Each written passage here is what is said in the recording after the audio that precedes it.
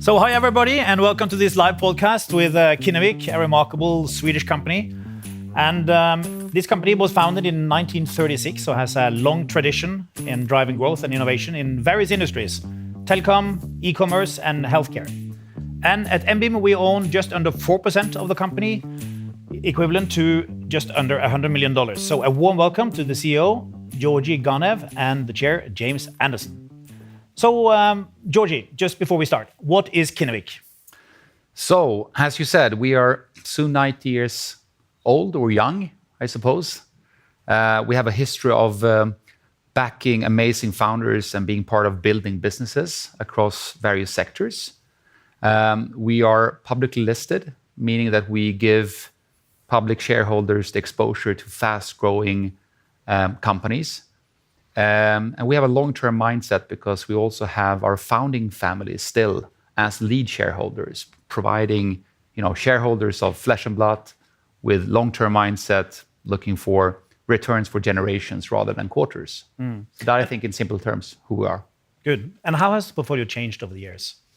It has changed massively because the only constant within Kinnevik is that we, reinvent ourselves. So we've had a number of transformations before, and for the last 6 years or so, we have again changed the portfolio into new sectors. So healthcare was something we built up actually starting, 7 years ago, complete new sector. So transformed the portfolio massively over the last years. So when you come to work every day, what's your goal? What is your kind of long-term goal? I think our ultimate goal is that we want to be the best owners in these sectors for our companies. And a lot of investors say that they're long-term. For me, that's not just the holding period time. It's basically what type of discussions we are driving in the boardroom. So when I see, especially at times like this, with this quite difficult market climate for growth ventures, we see short-term discussions in the boardroom that we don't like. We would like to challenge our founders and discuss with them how to expand features, expand products, expand footprints into new markets, and have those strategic discussions. So invest for returns for the future. And becoming that owner, I think, is something you earn that right to have those strategic discussions. So for us to be perceived or to be properly perceived as a long-term investor, what kind of questions should we ask you? Basically, the size of opportunity to start with. How large can something become? Because I think people tend to look at average returns, but forgetting, I think, that those returns are built up typically by extreme outcomes. So trying to understand the potential and how big something can become, I think is something that I would welcome as a discussion. Now, I saw some stats that out of 1 million companies, only 45 get to 100-year-old. What do you think is the key in getting there? Firstly, I think every successful company, survives. So you need to survive to start with. That's a good starting point. Yep. And then I think you just need to realize that if you're going for novel business models, which I think is something that differentiates us as an investor. All investor wants to find amazing founders, great, visions and so forth. But if you're backing novel business models, lacking comparisons, lacking peer groups, it is very difficult. It's a different type of risk you're taking. And quite often it turns out that might not work because of wrong timing or wrong setup, wrong structure, and so forth. But when it works, it can actually create fantastic outcomes. How would you define the investment strategy just now? What type of companies are you looking for? I think we're looking for companies that actually are comfortable in articulating that great vision and how large something can really become.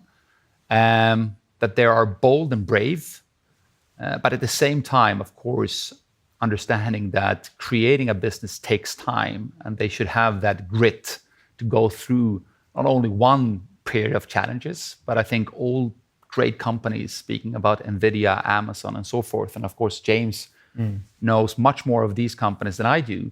They've all gone through difficult periods. So I think what I like to see in a founder is that he or she is ready to go through periods like that. Now, how do you find that in a founder? What does an interview look like? So now I'm a founder. How are you going to figure out whether I've got this grit or resilience?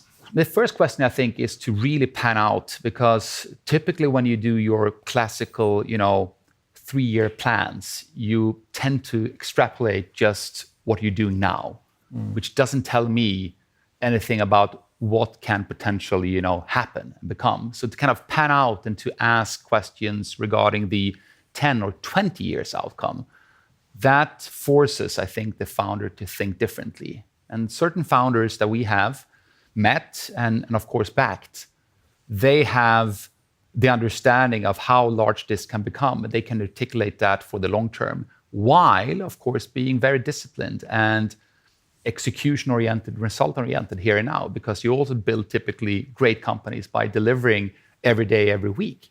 So I think we have some kind of, we're not patient by foreseeing results. We want to see results all the time. But at the same time, we have the patient capital to actually wait for the large outcomes. And if you can have that discussion with the founder and ask those questions, I think that's a good starting point. So that's about the people, but what about the industry and the type of business you're looking at? Yeah, I think when it comes to the industry, we have always looked for, business models that can change an entire sector. Going back to the 80s, when Kinnevik was part of, creating challenger within telecommunications or the media sector, for instance, or in the early days of e-commerce, again, backing novel business models, disrupting, entire sectors by providing better choice for the consumer. I think that's the starting point we always had, that we would like to see how we can use technology in a way that would disrupt an entire sectors. Typically a sector that is, where we see that consumers are badly treated, or they have low experience or low customer experience because of lazy incumbents, if I may use that word. So I think that's something that attracts us to the investments. And we can look at companies in our portfolios today, like Recursion, for instance, where we as an investor would back the platform of drug discovery. Whereas many investors today, they would look at the actual candidates in a pipeline. So how many potential drugs are passing phase 1, phase 2, etc. Those are the short-term proof points. We would more look at the potential of the platform again, and how that fundamentally could change the success of drug discovery over a period. But do you think it was easier to be, in a way, you're a bit of a venture capitalist, investor. Do you think that was easier in the old days when there were less venture capital companies competing for these ideas? Yes and no, because I think at that time you were by default unique if you were taking those bets. But today, I think you shouldn't underestimate how much impact you can do by just being different. And again, what I said, taking different types of risks, business model risk is something that very few investors do, actually. They tend to look for comparisons for peers, etc. Taking the long-term bets by pushing the right discussions is also something that is different. And although I think we have a team now that have been kind of spearheading a strategy of these different sectors, when we meet founders, typically we are also selected as a partner because of those different mindsets. Moving on to you, James, you are one of the most successful investors Europe has ever seen. And in particular in the technology sector, you've been incredibly early. Tell us about your investment philosophy, because you say that the normal ways of looking at companies is not really valid, and we need to look at 10, 15-year upside downside scenarios. So how do you go about this? Well, firstly, thank you for the kind words. I think there is something very strange about our industry and the way it thinks about prediction. No experts on predictions who I've ever talked to or read would say that what you should be doing is providing a spot number, often to 3 decimal points, for a particular company at a particular date. We live in a deeply complex society where you cannot tell what is going to happen, but you can, with all concerns about how precise you ought to be in your likelihoods, have different scenarios. And I don't know whether it's been the same for you, but every single really successful company that I've been fortunate enough to invest in has way exceeded anything that I could primarily envisage. It's become a matter of trying to use imagination rather than anything else. And I actually sort of increasingly become, if I may say this, more extreme about this. And I was thinking this when you were asking Georgie just then about what to answer founders. For those very small number of companies that dominate returns, in America since 1926, just 72 companies have provided half the returns over bonds of companies. I think these people, Nicolai, instantly shock you. But if you go back now, for instance, you've been one of the early, very large and serious backers of Tesla, right? Yep. So what did you think? What did you think at the time when you made your first investment? How did you go about that analysis? Well, the first thing to say is I think you need to have a long-term viewpoint of it. And, to go back to what I was saying before, I have a desk drawer full of, to the second decimal point, top price targets sent to me by kind hedge funds over the years. But, you also need, don't you, different sets of information and indeed different metrics in thinking about all this. And in all honesty, the most valuable help I had in it was talking to a set of professors, particularly a lady called Jessica Tranchik, who is both at MIT and at Santa Fe Institute, who was trying to think about how energy technologies progress over 15, 20-year time periods. And that gave us the confidence to say that actually your minimum improvement rate is 15% per annum, and it turned out to be rather higher than that. And if you afford yourself time periods sufficiently long, 15% is against the 2 to 3% improvements that even Toyota could give you, gave you confidence that it was going to change. So I think a lot of it was about the exponential change in the industry from academic sources. I think you and I would agree that for good or ill, Elon certainly falls into that category of being an extraordinary person in the way he was thinking about this in the industry, possibly even more so at that juncture than in his present incarnation. So I actually think that as long as your clients allowed you patience, it was something that the odds of success were pretty high on. Give another example. We talked briefly about Atlas Copco, for instance, who we had on the podcast. Why did you invest in Atlas Copco? Well, the first honest response would be that in 1986, if I go back and read my notes, which I don't have any longer, but I think I would have found the answer was... Guys, we're talking 1986, okay? It's a long time. Think about our holding period and how we, plan on extend it. This is where we are. This is where we're going to.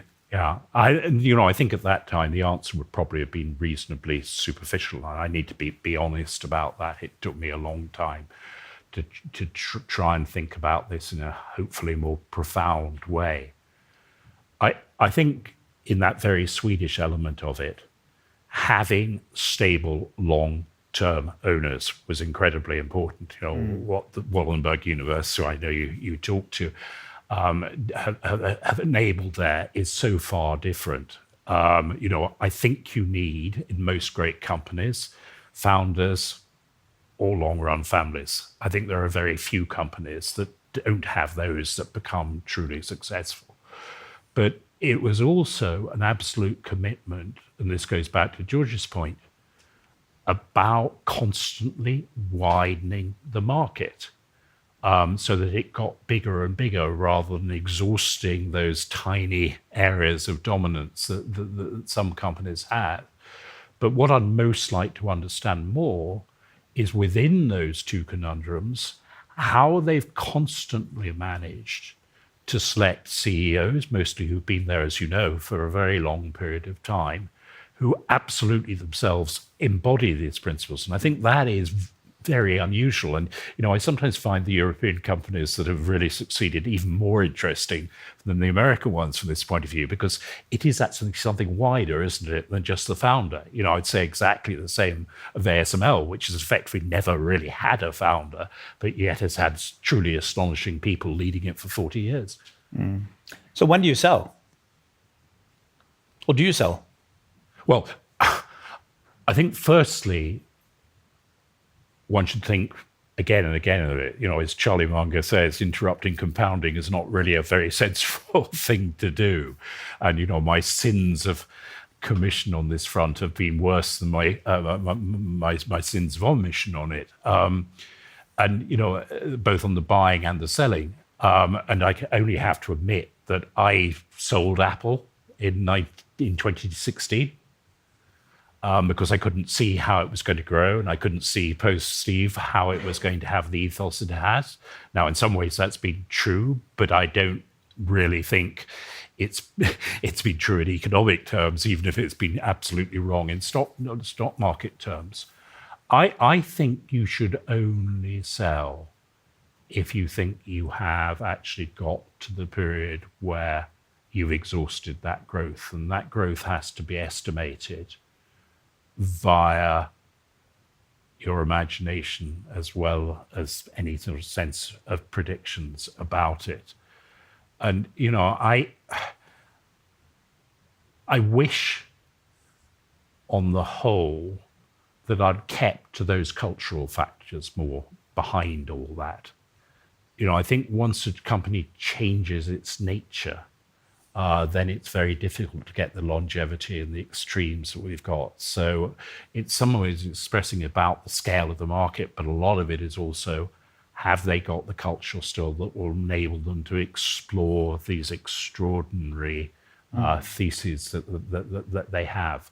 I perhaps can't put it better than, if you excuse me one more word, it's the Jeff Bezos thing, isn't it? I mean, lots is, but once a company moves on to day two, then it's effectively beginning to die.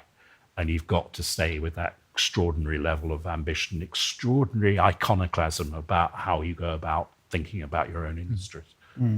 The fact that so few companies account for so much of the growth in the market, what are the implications for how we should invest? So in days of yore, my largest client, and one which was immensely helpful, was Vanguard. And you can imagine having interesting conversations with a very own everything type approach. And I think there are basically three approaches that you can have, and very quickly. You can own everything, but I'm not sure you can own everything, because you can't own the unquoted companies that George is talking about. But then you don't miss out. Secondly, you do, and I think this is something which your organization is trying to do extremely well and can have a huge role on. You try and make the companies better by how you are owning them. It fits in with what George is saying. The third one, which is my own approach, but I'm not remotely trying to say it's better, is that you can believe that there are identifiable characteristics that truly great companies have.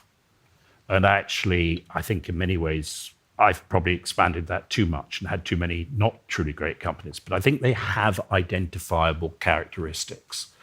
And I think you can actually, if you're prepared to use them for long term, I think the job is possible. It's in some ways simpler, but that's not the game that most people believe they're doing. I sometimes use as an analogy, which goes down quite well with my Italian employees, say that, Scotland, where I come from, will never, ever win a European or a World Soccer Championship. Why? Well, mostly because we're not very good. So we did beat Norway last time around. But also, you just need to have the scale to be able to have something special about it. But, if we play a different game like darts or snooker, mostly in cloudy pubs, we can be better than other people at it.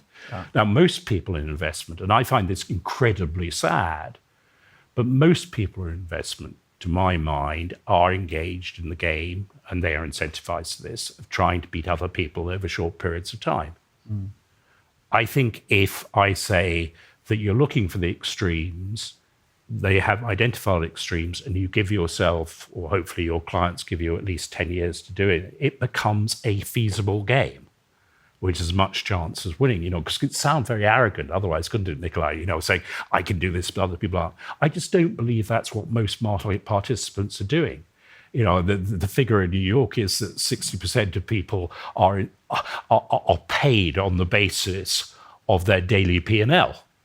Well, that you're not going to be interested in trying to find the exponential companies for the long term if that's what you're going through.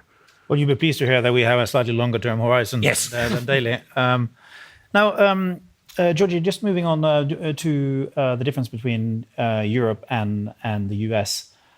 What's the difference between the startup scene we're seeing in Europe and the US? And in a way, why is US succeeding so much better than Europe? I think if I kind of boil things down, the word I think of is ambition.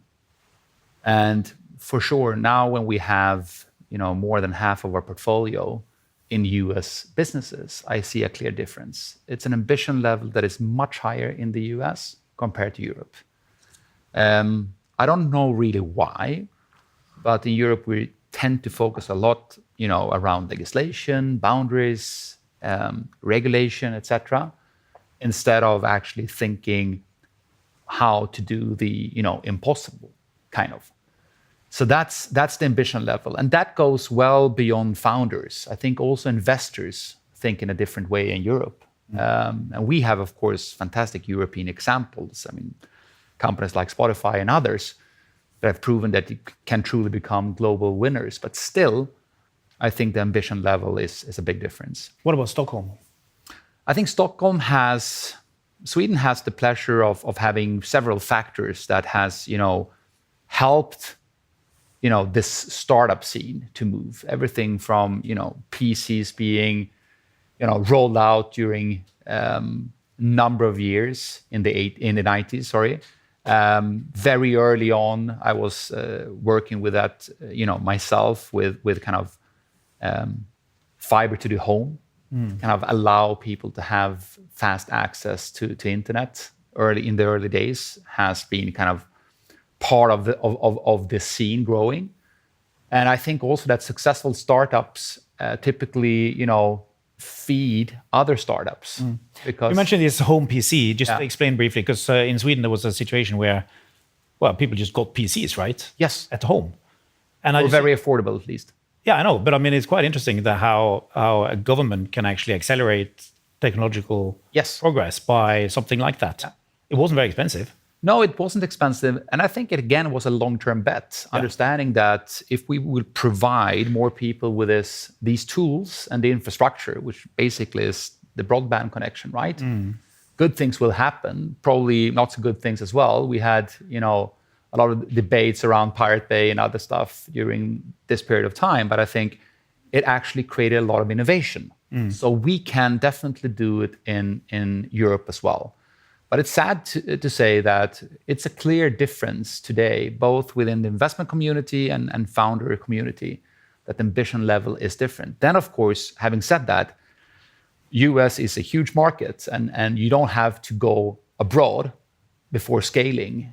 What we see in Europe is that it just takes a year or two after a company has started, and then it needs to think about expansion and going into a new market, new language, new cultures, etc. within Europe can be more difficult than for a US company to scale. How do you see the difference between private and public companies?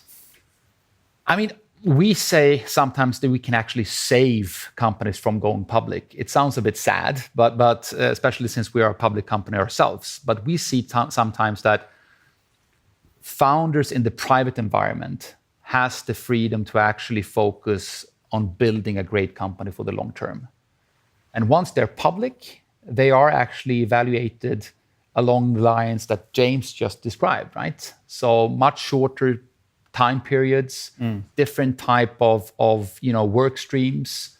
You seldom, hear a private founder or a founder in a private environment think too much about what to do today to improve the share price. But that's quite common actually in the public environment. And I think that's a big contradiction when you want the company to focus on innovation and R&D. And me and James just discussed the other day about NVIDIA, when they had this massive setback in, I think it was 2006. And they were nearly wiped out, right? Yeah, exactly. Share price dropped by more than 80%. And the sad thing here, or the funny thing, I don't know, the irony at least, is that it was because they invested a lot in R&D, building the platform that then created a $1 trillion company, right? So the markets are not rewarding businesses typically in the public environment to invest for the future. I think so James, go back to you. Now you look at where the R&D is being spent, where the innovation is. Where do you think we're going to make the most money in the next 5 to 10 years? What type of industries? I think that there are 3 outstanding areas. One I'll just mention, because I don't think we need it, is I think that in clean technology, there are much better business models than people believe, and that can be done at scale. The second would be, and Georgi has touched on it at the moment, where data meets genomics. I think that we've got a chance of moving our understanding of human biology up from, 15% to 50%. And I think that will lead to a complete transformation, which hopefully will lead to better healthcare at lower costs. Though, of course, there are many things cutting against that. The third one would be that I do believe that AI has huge opportunities, but in a very different way, I think, than people are going about at the moment. If AI continues to compound its power levels, its understanding levels at something like 60% per annum, then trying to think about what problems we can solve in 10 years' time becomes what's interesting from my point of view. And what type of problems are they? Well, I think it feeds back into the healthcare one at the first place. And I think, it's interesting. I think there are, you'll recognize that it's early stages here, but you are just beginning to get companies evolve into that, which I think is a sign of real hope that we're going to break out into it. And I think it's going to be critical to reforming healthcare. I think one much talked about for many years, and again, back to a company that we mentioned, I think that if you get that rate of improvement, then both autonomous driving and robotics for general purposes become extremely compelling.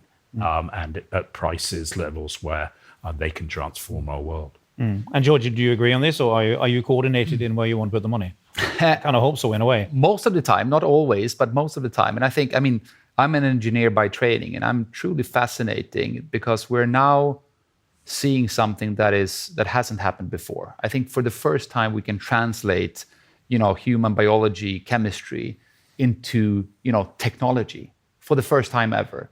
And this does not mean that we move boundaries. We actually completely remove them. So I honestly think that we are looking at something that could, change fundamentally again how we look at healthcare and drug discovery, but also in other areas. We backed a fantastic company, or we are backing a fantastic company called Sologen in the US that has reinvented chemical engineering. They can actually produce materials. And the result is kind of carbon net negative. And that wasn't able to do just, 5, 10 years ago. It was impossible. So now I think we have all this innovation, and yet the market seems to focus more on the daily trading and the next quarter's results. And I think it's quite interesting that we're talking about things in 10 or 15 years' time, what this technology can do. I do believe, however, that there will be also a lot of margin compressions around the AI field. If you look at what we call thin wrappers that might not have, so much deep connection to businesses, workflows or anything like that, very limited moats, there we won't see the same kind of development earning-wise over time. Okay, good. Changing tack a bit here. James, moving back to governance, what are your main priorities as the chair?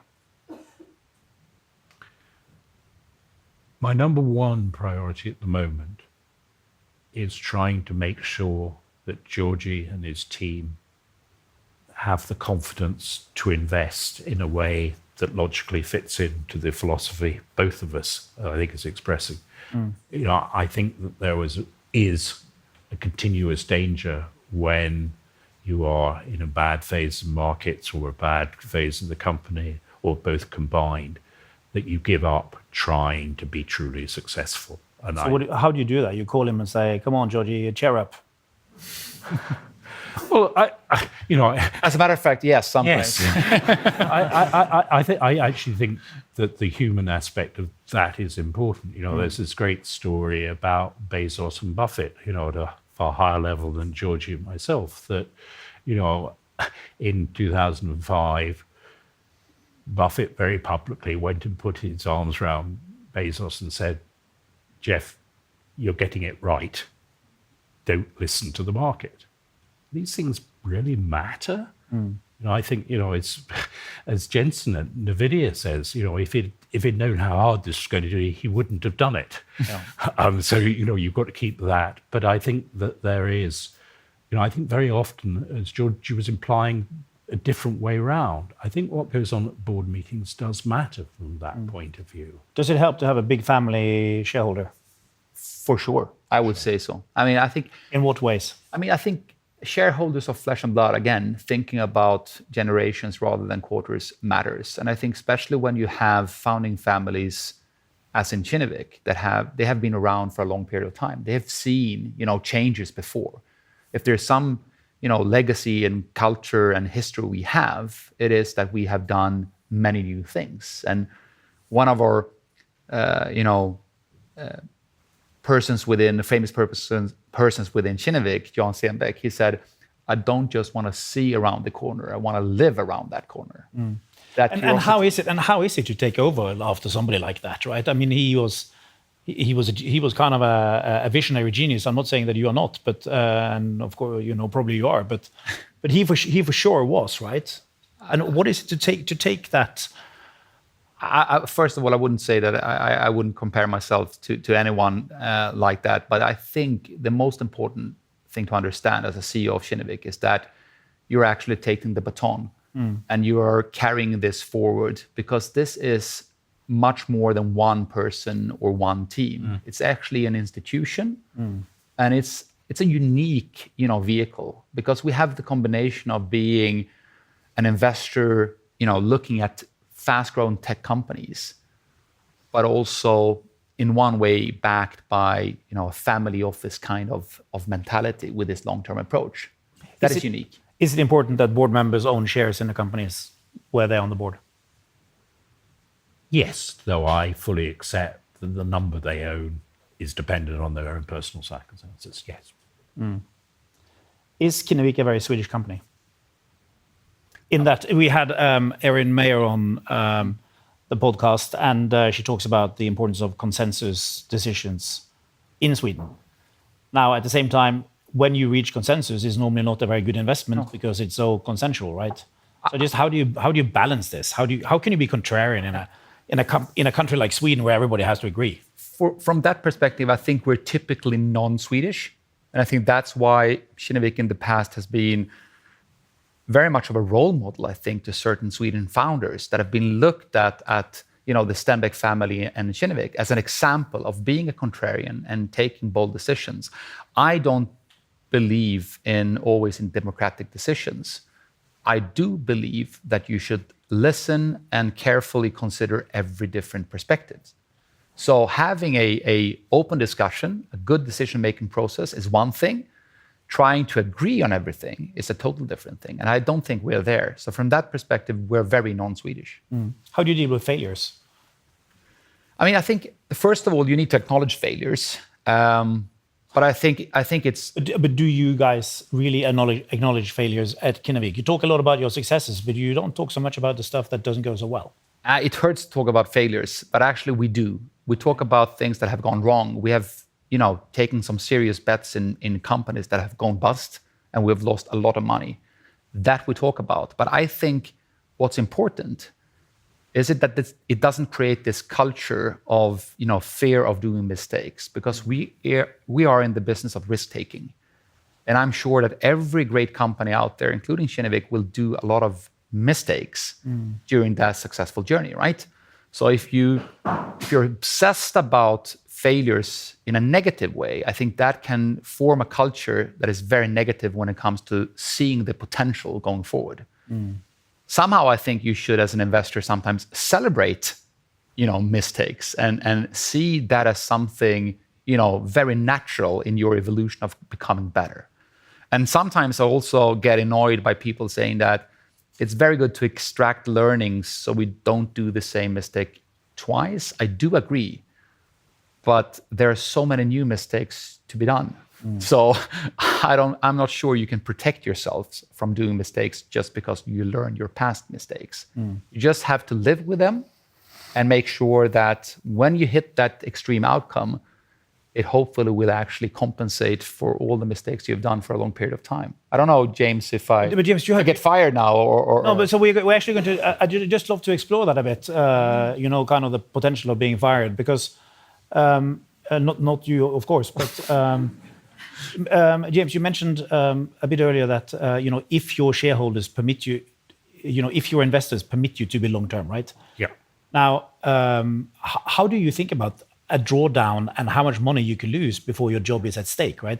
So one of the reasons in this fund that they have this tracking error budget is that so there are limits for how bad we can do, because it's a very important fund. Now, have you got any type of risk management put on you, or drawdown limits, or We have, of course, a lot of risk, parameters that we look at. But I think typically what we do, we back a company because we have a thesis and we see that big picture, but we don't deploy all the capital at once. What we typically do is that we deploy the capital over time when we see the company develop. And of course, that can reach a certain number, that it's a lot of money, $100 million or more.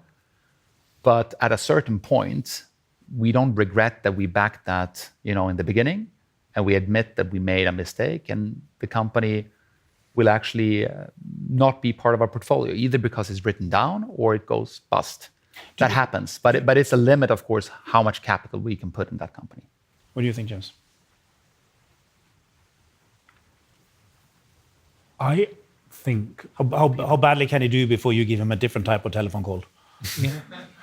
I think it should be about making an assessment of the caliber of the decision making more than the outcome.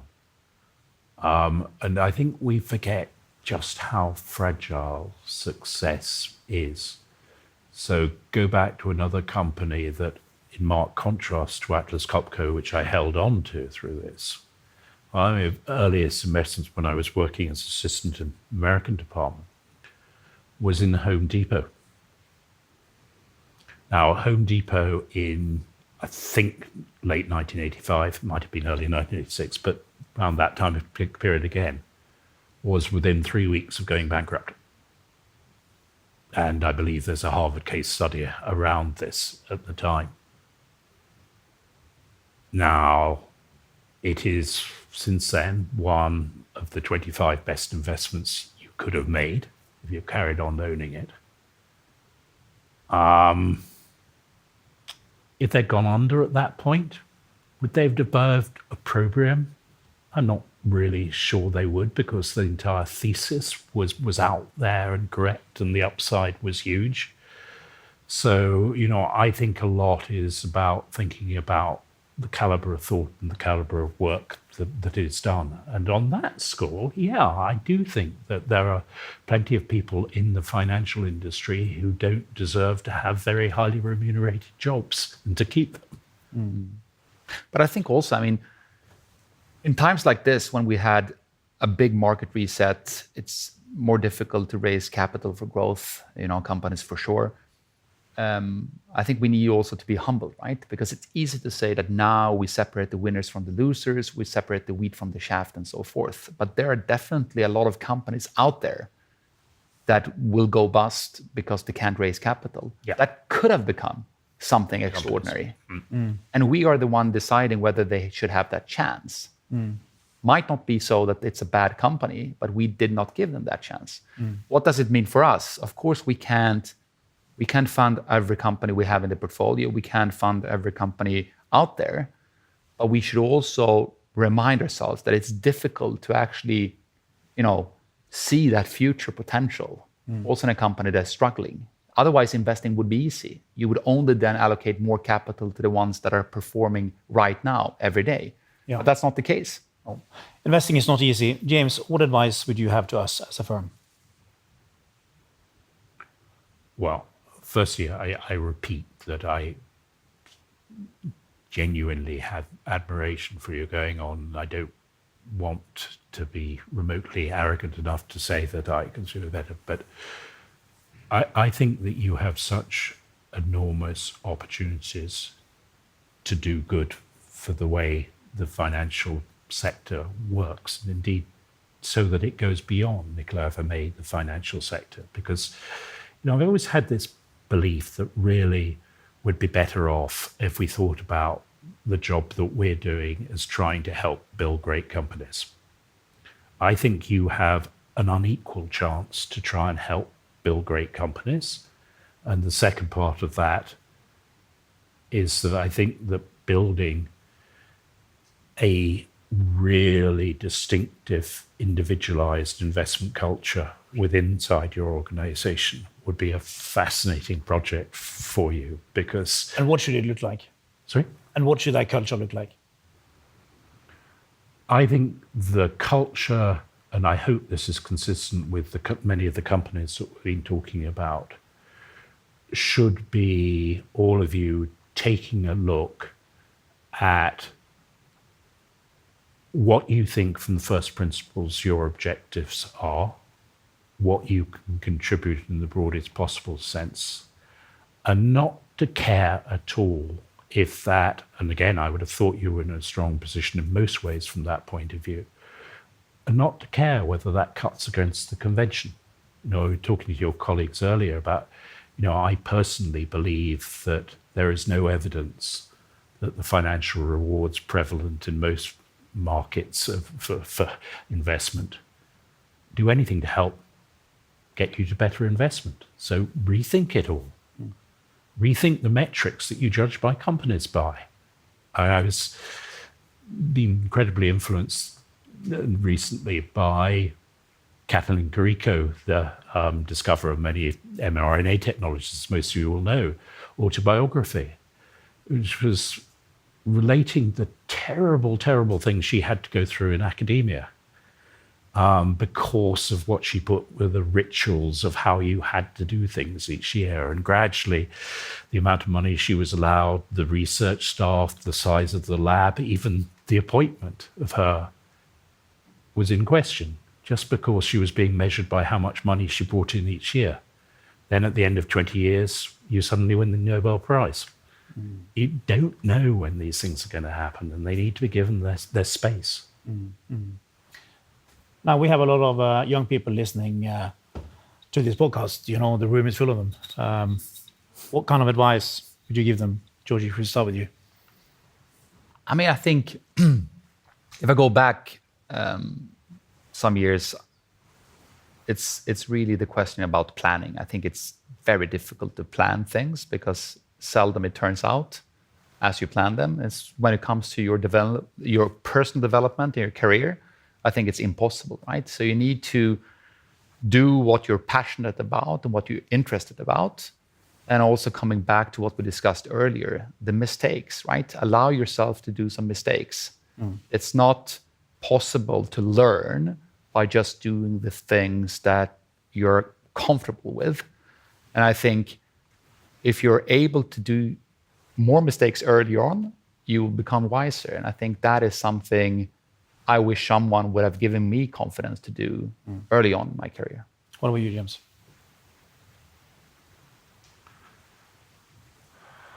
I think you have to have the courage to think differently. And at the same time, I'm incredibly saddened by the number of people I've seen who continued in a financial services or an investment industry because they were A, well paid, and B, it was thought to be a relatively prestigious job. And they didn't enjoy it at all. So your advice is to leave the financial sector? If you don't have real willingness to think differently, or you find just, in my own case, just the sheer problem of investment to be sufficiently intriguing that, it provides you with the inherent motivation from that point of view. I think it's a great piece of advice and a good place to end. Hey, if you don't like it, if you don't like to be different, do something else.